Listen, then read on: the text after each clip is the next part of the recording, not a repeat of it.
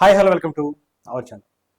అల్లు అర్జున్ రాజకీయాల్లోకి ఏంటి కొత్తగా ఈ వార్త? ఇప్పుడు ప్రస్తుతం సోషల్ మీడియాలో నడుస్తున్నటువంటి ఈ బ్రేకింగ్ న్యూస్ అంతా ఇదే. అల్లు అర్జున్ రాజకీయాల్లోకి రాబోతున్నాడు. అదేంటి సడన్గా రాజకీయాల్లోకి ఏంటి?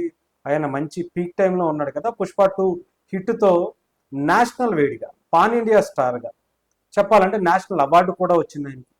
ఆయన ఇచ్చినటువంటి పర్ఫార్మెన్స్కి నేషనల్ ఆడియన్స్ మొత్తం ఫిదా అయిపోయారని చెప్పాలి. ఇలాంటి ఈ పీక్ టైంలో ఆయన ఇంటర్నేషనల్ వేడిగా చెప్పాలంటే ఐకాన్ స్టార్గా హాలీవుడ్లోకి కూడా ఎంట్రీ ఇవ్వబోతున్నాడు. అలాంటి సినిమాలు కూడా చేయబోతున్నాడు. అట్లీతో సినిమా అలాంటి సినిమానే ఉండబోతుంది అనేటువంటి ఇప్పుడు ఈ టైంలో సడన్గా రాజకీయాలు అనేటువంటి మాట ఎందుకు వినబడుతుంది? ప్రముఖ పత్రికలు కావచ్చు, లేదంటే వెబ్సైట్లు కావచ్చు, ఇదే విషయాన్ని తరచుగా ప్రస్తావిస్తున్నటువంటి పరిస్థితి కనిపిస్తుంది. అటు సాక్షి కావచ్చు, అనేక వెబ్సైట్లన్నీ కూడా ఇదే తరహా వార్తలను ప్రచారం చేస్తున్నాయి. దీని వెనక ఏదో ఒకటి లేకపోతే ఎందుకు ప్రచారం చేస్తాయి? ముఖ్యంగా ఈ వార్తకి ఆద్యం పోస్తూ ఆయన రీసెంట్గా పీకేని కలిశారు. పీకే అంటే ప్రకాష్ రా, పీకే అంటే ప్రశాంత్ కిషోర్.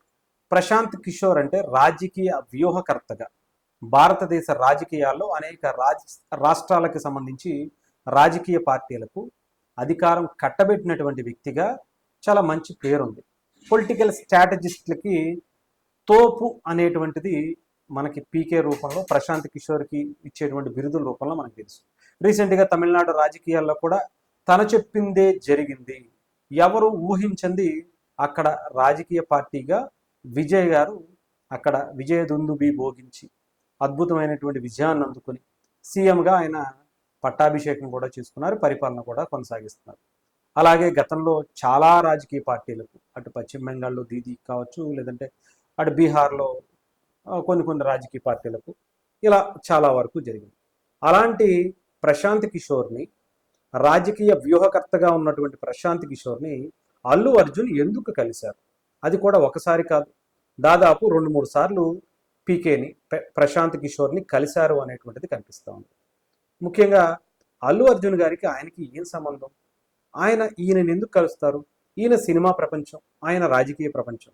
ఆయన చెప్పినోడే గెలవాలా, చెప్పనోడు ఓడాలా అనేటువంటిది ఆయన సిద్ధాంతం అయితే, అల్లు అర్జున్ గారు సినిమాల్లో ఆయన బిజీగా ఉంటూ ఆయన సినిమాలు ఏదో ఆయన చేసుకుంటూ ఆయన సినిమా అంటే ఎలా సినిమాలు ఆయన దాంట్లో టాప్ స్టార్ అయ్యారో ప్రత్యేకించి చెప్పాల్సిన అవసరం లేదు. రీసెంట్గా పుష్ప 2 అనేటువంటి సినిమా దేశవ్యాప్తంగా మంచి విజయాన్ని అందుకుంది. ముఖ్యంగా నార్త్లో మంచి పేరు సంపాదించింది. అల్లు అర్జున్ గారికి గ్రాండ్ ఎంట్రీ కూడా నార్త్లో వచ్చింది. దానికి ప్రధాన కారణం ప్రశాంత్ కిషోర్ టీమ్ అనేటువంటిది వినిపిస్తూ ఉంది. ప్రశాంత్ కిషోర్ ఏం చేశారు? ఆయన రాజకీయ నాయకుడికే కదా ఆయన ఒక బ్రాండ్ క్రియేట్ చేస్తారు. అంటే అల్లు అర్జున్ గారికి సంబంధించి ఒక బ్రాండ్ ఆయన బ్రాండ్ క్రియేటింగ్ అనేది కూడా చేసుకుంటున్నారు. ఆ బ్రాండ్కి సంబంధించిన ఇష్యూ కూడా ఒకటైంది, మనందరికీ తెలుసు. అల్లు అర్జున్ గారిని కలవాలి అంటే ఎలాంటి రూల్స్ ఉంటాయి?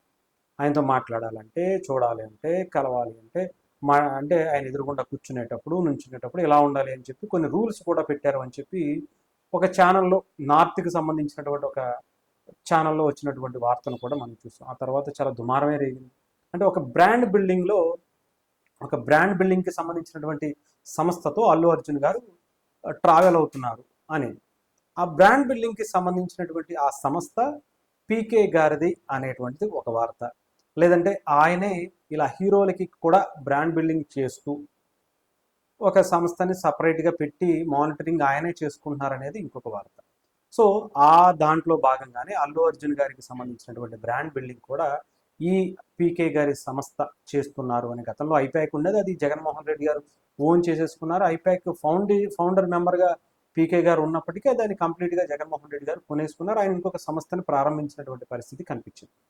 అంటే ఆయన వ్యూహాలు ఎలా ఉంటాయంటే, జగన్మోహన్ రెడ్డి గారిని కూడా అధికారంలోకి తీసుకొచ్చారు 2019 ఎలక్షన్స్కి ముందు. తిమ్మిని బమ్మిని చేసి పాదయాత్రలు చేసి, పాదయాత్రలో ముద్దులు ముచ్చట్లు అనేకమైనటువంటివి పెట్టి, నవరత్నాల ఆ స్ట్రాటజీలు అవి ఇవి వాడి ఒక రకమైనటువంటి సోషల్ మీడియా భూమిని తీసుకొచ్చి ఆయన రాజకీయాల్లో సక్సెస్ చేయించారు. ఇప్పుడు అల్లు అర్జున్ గారు వంతు అయింది.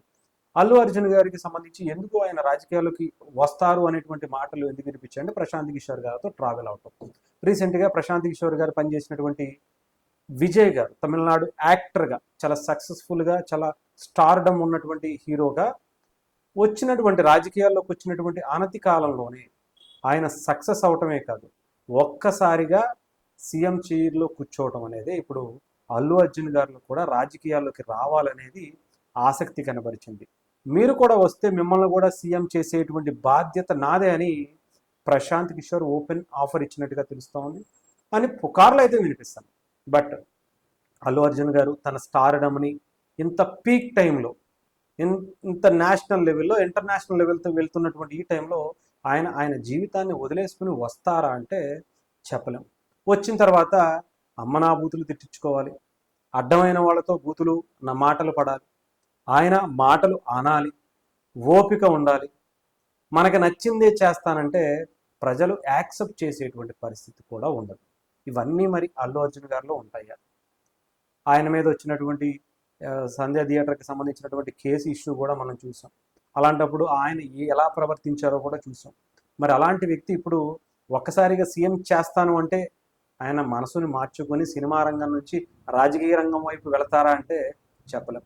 డైరెక్ట్గా సీఎం సీటే ఎసరు పెడితే సీఎం సీటే టార్గెట్ అని చెప్పి అదేదో చిన్నపిల్లోడికి చాక్లెట్ ఇచ్చినంత ఈజీగా ఇచ్చేస్తాను అంటే మరి ఈయన కూడా ఆ చిన్నపిల్లోళ్ళ నమ్మేసి వెళ్ళిపోతారా అంటే మరి ప్రశాంత్ కిషోర్ ఏం చెప్పారు, అల్లు అర్జున్ గారు చిన్నపిల్లోళ్ళ ఏం నమ్మారు, రాజకీయాలంటే అంత చిన్నపిల్లలకి చాక్లెట్లు ఇచ్చేసే అంత ఈజీనా అనేది ఫ్యూచరే మనకి చెప్పేటువంటి పరిస్థితి అయితే కనిపిస్తుంది. ప్రజెంట్ అయితే ఇవన్నీ కూడా పుకార్ల కింద చెప్పాలి.